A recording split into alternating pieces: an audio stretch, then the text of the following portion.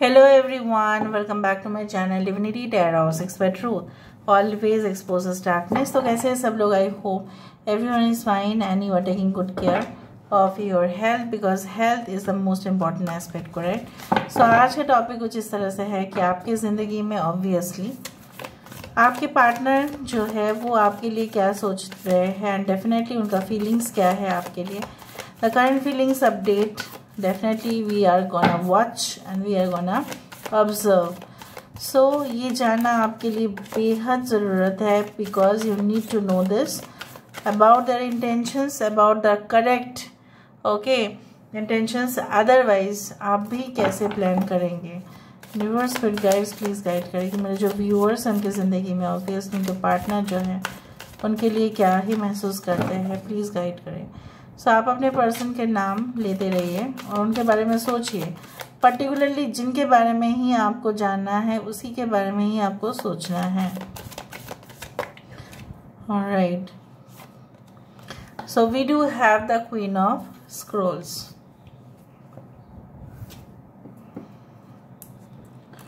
ठीक है, दो कार्ड आना चाहता है. 4 of roses, 5 of Scrolls,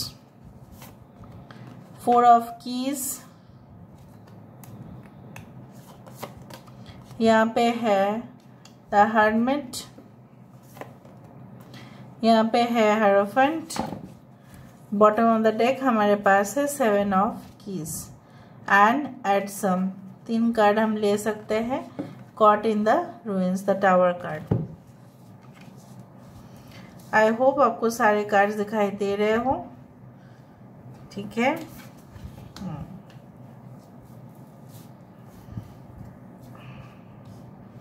just let me arrange for a few moments.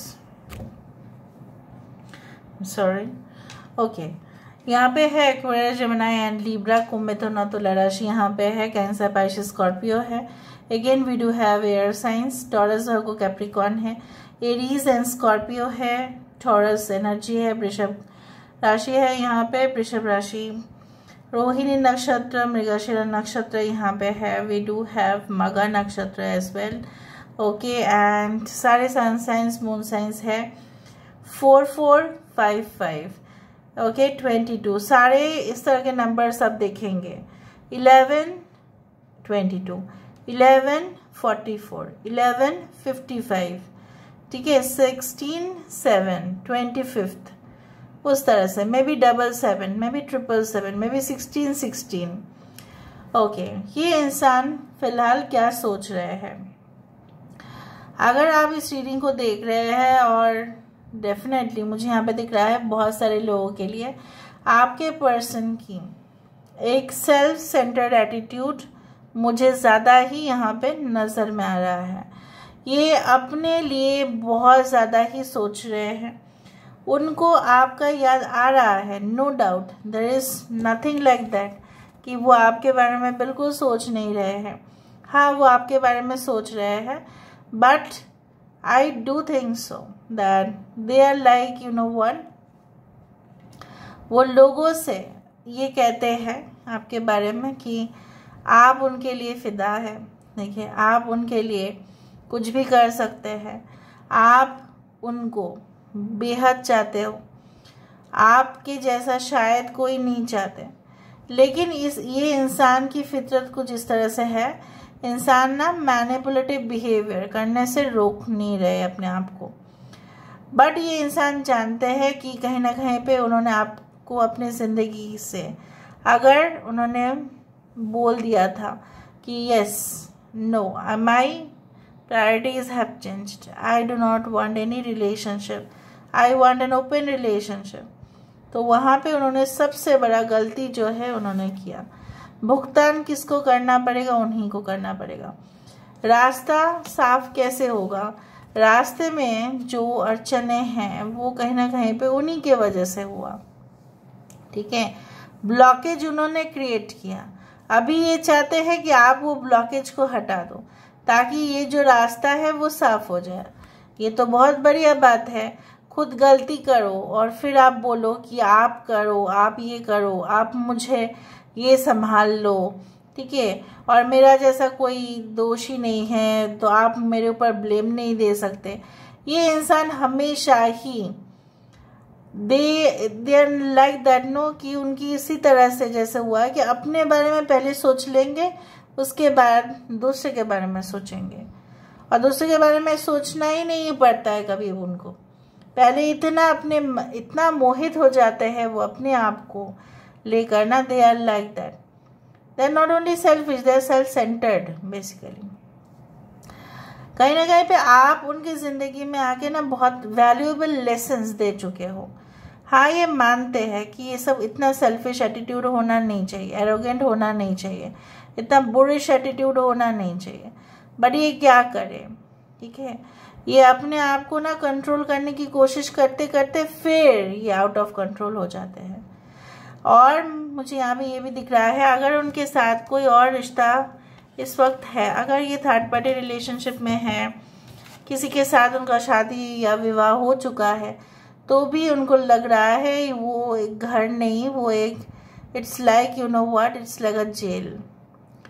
They feel like that. Escape कर सकते हैं, उस सिचुएशन से बाहर आ सकते हैं, लेकिन कहीं ना कहीं पे फंसे हुए हैं। जिस तरह से इस गेट के अंदर वो दोनों हैं, एंड आपके person, they are not at all okay in a good mood, they want to come out of this but they cannot। so मुझे यहाँ पे दिख रहा है कि आप इतना डिसिप्लिन्ड हैं, राइट, आप हमेशा ही लोगों को रेस्पेक्ट देते हैं, क्योंकि आपको लगता है कि लोगों को रेस्पेक्ट देना चाहिए, जो डिजर्व करते हैं, हक है उनका। आप बड़ों को देते हैं, आप छोटे को भी प्यार करते हो, बट ये इंसान no, they are not like that, their mentality is exactly opposite than that of you। कहीं पे अगर आपके बच्चे हैं इनके साथ, तो आप अपने बच्चों को बहुत अच्छे से संभाल सकते हैं, और आपके पर्सन जो है, जैसे उनको लगता है ना कि वो भी एक एडिशनल रेस्पॉन्सिबिलिटी है, रेस्पॉन्सिबिलिटी लेने के लिए जैसे तैयार ही नहीं होते आपके पर्सन। उनको ऐसा लगता है कि वो जो कर रहे हैं ना वो गलत है, फिर भी इंसान सुधरने का नाम नहीं लेते। Now the most important thing that is preventing you from this person is only all about themselves, mine, me, सिर्फ मैं और कुछ नहीं। ये मैं शब्द अगर हट गया, then it would be fine for you। Otherwise, if they are in this type of attitude, then it will be really difficult for you। But मुझे यहाँ पे दिख रहा है transformation is possible, ठीक है, ट्रांजिशन इज पॉसिबल। जब सब कुछ नष्ट हो जाता है, बर्बाद हो जाता है, ठीक है, और ये चीज़ कंटिन्यू नहीं रह सकता, it can not be continued, it must stop and it will stop. ये स्टॉप होके रहेगा। मुझे यहाँ पे दिख रहा है आपके पर्सन भले आपसे खफा है या आपसे दूर है या आपके साथ है, लेकिन जब आप उनके पास नहीं हो तभी भी वो आपको फील कर पाते हैं कि आप इर्द गिर्द में हैं। आपकी रूह जैसे उनके साथ हमेशा ही चलते हैं। यू फॉलो, मतलब they like you know what, you are just like a shadow in their life, you follow them everywhere and they feel it. भले आप उनके सामने फिजिकली नहीं होते हैं, बट वो फील करते हैं कि आप उनके आसपास हैं। शायद इनको ये लगता है कि आप दोनों के बीच में डिस्टेंस होना चाहिए, इसीलिए इंसान ऐसा करता है। ऑन द अदर हैंड आपको लगता है कैसा डिस्टेंस, क्यों हम डिस्टेंस करेंगे, ऐसा थोड़ी ना होता है, ऐसा नहीं होना चाहिए, हम दोनों को तो और करीब होना चाहिए। उल्टा ये इंसान जो है, ऐसा इनको लगता है कि नहीं, अगर ज़्यादा ही आप दोनों करीब आ गए या कहीं ना कहीं पे, तो प्रोफेशनल लाइफ जो है वो हो सकता है कि बिगड़ जाए, हो सकता है उनका मन जो है करियर के ऊपर ना रहे, हो सकता है उनका मन जो है सिर्फ रोजगार करना वो हट के दूसरा जगह पे चला जाए। अगर ये एक स्टूडेंट है तो उनको ऐसा लगता है कि उनका स्टडीज इफेक्ट हो रहा है, हैम्पर हो रहा है, तो इनको पहले याद नहीं था, जब एग्जाम्स के टाइम आए या उनको कुछ एग्जाम में बैठना है तभी उनको याद आ रहा है। It is like that. So in a nutshell, you can see like that from beginning till the end. Okay, I can see that this person is having an attitude that मेरा है, यहाँ पे सिर्फ मेरा। सो कहीं ना कहीं भी ये इंसान जो है, I do think so that they will try okay to come back to you whenever they will feel that they are lonely. जब भी उनको लगेगा कि वो अकेले हैं, ठीक है, उनके पास कोई भी शेल्टर, मतलब उस तरह का शेल्टर नहीं है, उनको सपोर्ट नहीं मिलेगा, या जो मुझे यहाँ पे दिख रहा है इन द फ्यूचर, जैसे वो अकेले ही, जब जैसे बोला जाता है ना, जब आप शिखर पे पहुँचते हैं तब वहाँ पे आप ही अकेले होते हो और पूरी तरह से शहर नीचे दिखाई देता है, ठीक है. सो it is like that when you reach at the top there is also a disadvantage कि सब कुछ नीचे हो जाता है और आप ऊपर चले जाते हो. So यहाँ पे इस इंसान का जो लालच है, इस इंसान की जो भूख है, they have the obsession for power, material, money, everything, even for physical intimacy. So ये चीज़ वो करना चाहते हैं अपने लाइफ में.